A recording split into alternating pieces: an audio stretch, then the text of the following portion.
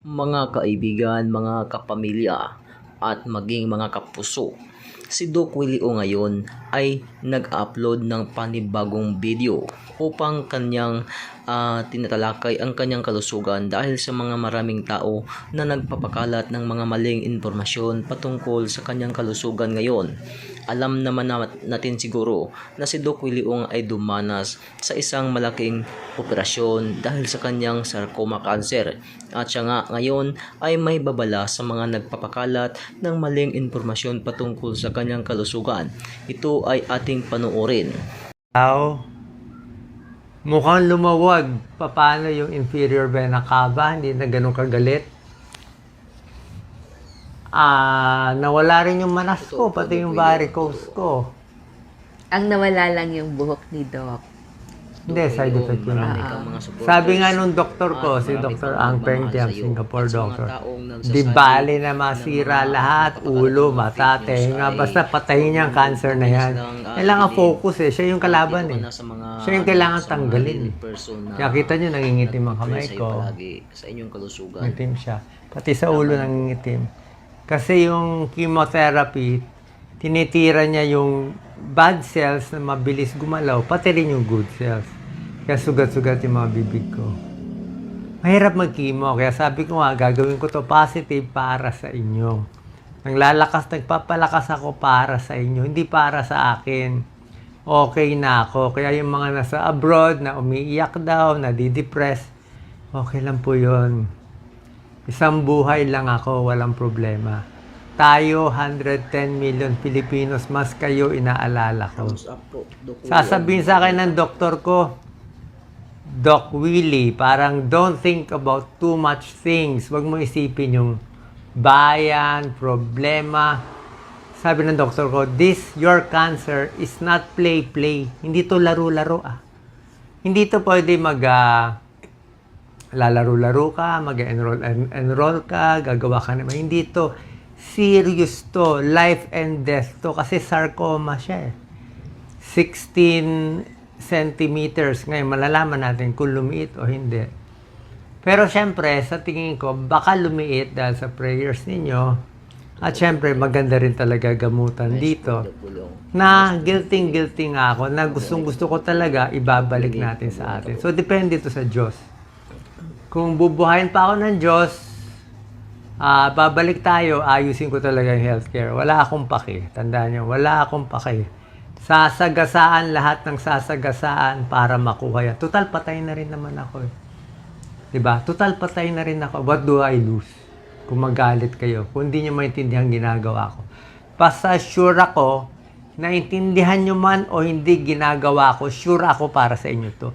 Minsan kasi, anak mo, tinutulungan mo na, binibigay mo lahat, ayaw pa rin. Isip niya, hindi para sa akin to, hindi mo alam, papakamatay na nga magulang mo para sa'yo. Ayaw mo pa rin. Ganyan ang gagawin ko. Kaya kung may nagbabasya, okay lang yan. Natiis lang tayo dito. So, yun lang sa mga fake news na namatay na daw ako. O may sinasabi si Doc Lisa na biyak ka na, puro fake yun. Para malaman ang tunay na news, dito lang tayo sa page ko. Diba? Lalo na mga seniors. Hanapin nyo, Doc Willie Ong, may blue check, tapos may 17 million. Yung mga iba, basta may title ng mga showbiz, chika, entertainment, medyo duda tayo. Tingnan nyo na lang yung mga credible, GMA, ABS, kahit mga anything. Basta yung mga news outlet, mas tunay. Kasi niloloko lang tayo. Kini-clickbait lang kayo, ginugulo na ang ulo nyo Tsaka nakita nyo naman ang content ko, ang konti-konti lang. Ako, mag-live ako, 2-3 lang pero ang dami. Diba? Sabi ko naman, pwede nyo gawin, kaya lang, niloloko lang yung tao, kawawa naman Iniikot yung emotion. So, yun po ang plano natin. Yes. Doon po sa mga nagtirik ng kandila, nagpamisa kay Doc Willie, nagpunta kay Padre Pio, maraming salamat sa mga nagpadala po ng mga religious items for Doc Willie. Maraming salamat po. Sa mga gusto pong dumalaw, actually maraming nagtatanong, mga kaibigan, kaklase. Pag malakas-lakas na po si Doc Willie, ngayon kasi syempre almost every day may injections, may chemo. So minsan may hingal konti. So pag nakalakas-lakas na siya, di saka tayo dumalaw kay Doc Willie. But thank you sa mga pasabi ninyo na gusto nyong makita si Doc. Hindi pa totally magaling. May hingal ako. Kahit palakarin mo lang ako ng mga 20 meters, may hingal na ako eh. Salita lang nga, may hingal na ako. Paano nga, bugbog tayo sa chemo? Gusto natin palitin yung bukol, di ba? Nilalabanan ng katawan mo. Hirap ka pa matulog, marami ka bang side effect, pero walang choice eh.